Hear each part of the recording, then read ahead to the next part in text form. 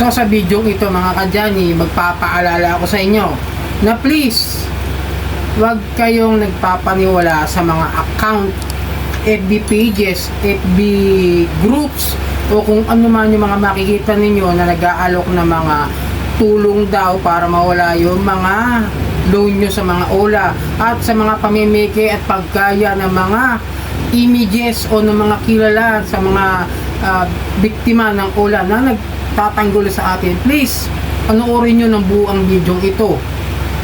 Alright, welcome back mga kadyani. Muli, bago natin simulan ang ating tatalakayin ay maglalambing po muna ako sa inyo na paki-follow po ang aking mga social media account, ang Facebook, TikTok at itong aking YouTube channel. Paki-like na rin po, share at hit nyo na po yung notification bell para updated po kayo sa mga videos na ginagawa natin dito about sa usapang online lending app. So yun nga, excuse me, mag-ingat kayo dyan sa mga mapagpanggap na gumagamit na mga picture, videos at kung ano-ano mga pages na sasabihin nilang tutulungan kanila na mawalan ka ng problema sa OLA, burahin yung OLA, benefits ng kung ano-ano na hindi mo naman sigurado kung ano ba talaga yung pakay ng mga yan. At talagang papakita ko sa inyo kung paano nyo malalaman kung verified ba talaga o tunay na FB page yan ng mga OLA victim defenders katulad ni Madam Kikay.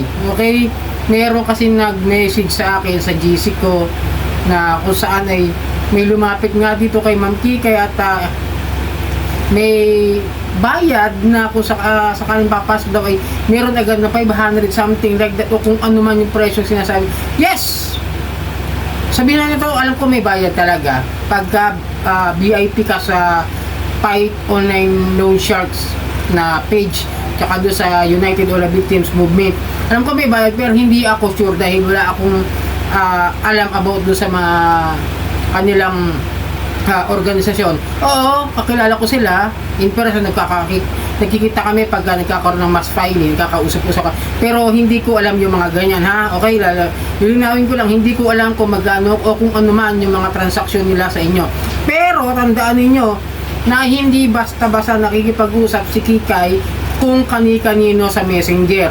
Tandaan nyo, pakikita ko sa inyo yung legit at valid, verified na FB page ni Kikay. Ito, pakita ko sa inyo. Ayan, kung mapapansin ninyo, mayroong verified badge. Yun, no, sa may katabi ng Kikay Bautista, di ba? Turo ko sa inyo yun, no, di ba? Sa may dulo ron. Tapos meron siyang 47 likes at 60,000 followers. At may nakalagay dyan na like tsaka message lamang. Para matuto kayong manglatis, ha, ng mga verified na FB pages. Para hindi kayo maloko.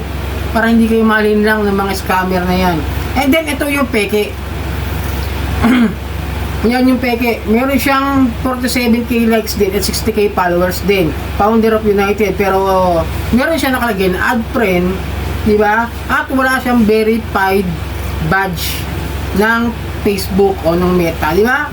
Wala. Ganyan lang siya. Ibig sabihin, that's the fake account ni Madam Kikay, okay? And then sinubukan ko siyang i-message yung fake account, ha, kasi si Kikay hindi sumasagot talaga yan. Sumasagot lang yan minsan kapag hindi yan busy doon sa aming GC ng mga admin ng mga OLA victim group na mga na joint forces, okay? Then sinubukan kong i-chat ito, ito lumabas, oh, be aware of scams. Kasi nga, accounts may prefer to be someone else to gain your trust. O, diba? Nanggagaya lang. Kaya na, kasabihin na be aware of scams. Okay? Tandaan nyo, iwasan nyo yun. Hindi yung verified. Yung pangalawang pinakita. Then, ito naman, itong page na to ni Hacker Bob, para sa kaibigan natin si Boss Ray, paki-report. Ako, nireport ko na po ito kagabi. Nung nakita ko ito, medyo nawindang ako.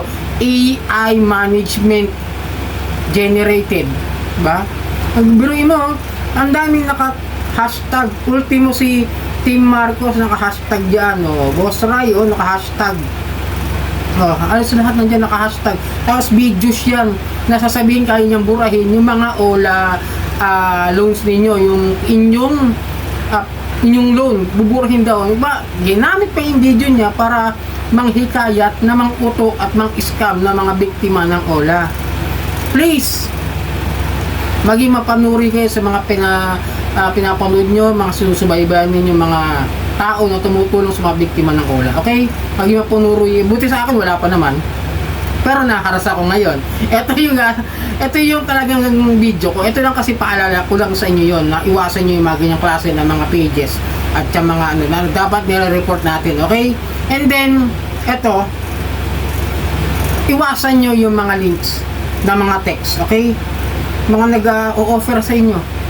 Ako, from now, may situation ngayon, harassments na naman ang inaabot ko dahil nga nagre-review tayo ng OLA ngayon at sinusubukan ko yung mga OLA, no? Hindi, sinubukan ko yung isang link na nagulat ako na out of nowhere lang, nag-send talaga siya ng pera nang hindi muna bine-verify sa akin kung okay ba yung utangin ko o hindi. Pero hindi ko muna ipapakita sa inyo dahil may gagawin ako dyan sa OLA na yan, okay? Ayoko muna ipakita sa inyo kasi sinerge ko siya maigi, wala siya sa SEC, wala siya submitting entities, nasa link lang talaga siya. Sinubukan ko, sabi ko try ko kayang mag-apply ng loan sa mga link sa mga text. Yung iba doon ando naman sa SEC pero still they have no OLA, yung iba sa Play Store no, wala. Kumbaga para makakuha mo sila, ma-download mo sila, bibigyan ka nila ng link para masubukan mo sila o para applyan mo. Yun. So yun nga, grabe yung harassment ko. Pero hindi ako natatakot, natatawa na lang ako. Pero this OLA naman is hindi niya kasi ako pinakitaan ng aking bracket ng magiging utang ko. Pinakita lang niya, yes, I will admit, pinakita niya sa akin yung loan na 1,000 at 7 days lang siya. Pero after that, wala siyang pinakitang bracket ng repayment details ko. Basta diretso send siya sa akin. Ang style kasi nito mga OLA na nasa link ng text na binibigay nila sa inyo, ang uunahin nila sa inyong kunin is yung info and then the e-wallet o kung ano man bank account na pagdi-disbursean nila ng pera ninyo. Tandaan nyo na kapag unang kinuha yung mga e-wallet account ninyo o yung mga bank account ninyo, mag-isip na kayo na huwag nyo ibigay. Hindi ang katulad ng ibang OLA na magbibigay muna ng mga repayment details. Medyo okay pa sa akin yung ganun eh. Tapos quick lang, binayaran ko ngayon. No? Pinapakita niya sa akin lahat ng repayment details ko kahit na medyo malaking interest. Well, at least buo ko siya nakuha at pinakita yung repayment details. Hindi katulad nung unang apply ko sa quick lang, hindi lumalabas talaga yung repayment details. Kusang dumating pero buo. At alam ko naman na 7 days. Medyo hindi ko na siya question about that. Pero ito talaga malupit tong OLA na ito. 1,000 for 7 days, bigla may dumating na pera. In just a few minutes, nagulat ako na nag-disburse ng pera sa halagang 555. At ngayon, yung halagang 555 ngayon, ang dami kong natatanggap na harassments. Pupunta kasi ako may bala ko puntahan ngayon after this Holy Week talaga, no? Kasi kung ngayon hindi ako makapag-isip dahil nga ilang araw lang yung pasok, kailangan ko munang bumuelo para maipon ko lahat yung ebidensyang inibigay ko doon sa dapat kong puntahan. Okay? May update ako about sa OLA na ito. Papakita ko sa inyo yan after gawin ko yung dapat kong gawin dito. At tsaka ko sasabihin sa inyo kung ano. Pero basta ang payo ko sa inyo, iwasan yung manghiram o i-click yung mga link na yan. Yung mga click ng link sa text, mga kumukuha lang ng info yan. Okay? Iwasan ninyo. Ako medyo nakokompromiso talaga yung aking mga info kasi sinusubukan ko para sa inyo. Doon sa isang channel, yung Sir Johnny 2.0, doon ko talaga siya ginagawa ngayon para magkaroon kayo ng ideya. As in a legit, honest OLA reviewer. At hindi yung magre-review lang by ratings and review doon sa Play Store.